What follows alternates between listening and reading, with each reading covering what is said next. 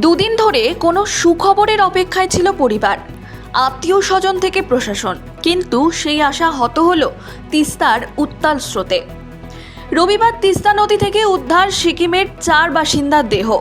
জানা গিয়েছে, চিকিৎসার জন্য 5ই জুন গ্যাংটক থেকে শিলিগুড়ির উদ্দেশ্যে রওনা দিয়েছিলেন সারিকা নিউপানে, শৈব্যা নিউপানে, টিকা দাহাল এবং 5 বছরের দিত্তা ছেত্রী। পথে প্রবল বৃষ্টির জেরে তাদের গাড়ির সঙ্গে যোগাযোগ বিচ্ছিন্ন হয় পরিবারের। শুরু হয় অনুসন্ধান। শনিবার সন্ধ্যায় বাঘপুলে তিস্তা নদীতে তল্লাশি চালিয়ে ডুবে থাকা গাড়ির অবস্থান পান উদ্ধারকারীরা। অন্ধকার নেমে আসায় এবং নদীর প্রবল স্রোতের কারণে উদ্ধার করা সম্ভব হয়নি। রবিবার সকালে জাতীয় বিপর্যয় মোকাবিলা বাহিনী, পুলিশ এবং অন্যান্য উদ্ধারকারীরা ফের তল্লাশি শুরু করে। শেষে নদীর গভীর থেকে গাড়ির অংশ উদ্ধার হয়। গাড়ির ভিতর থেকে উদ্ধার হয় 4 জনের নিথর দেহ। উদ্ধারকারীদের মতে, নদীর অত্যন্ত গভীরে আটকে থাকায় উদ্ধার জটিল ও ঝুঁকিপূর্ণ হয়ে ওঠে।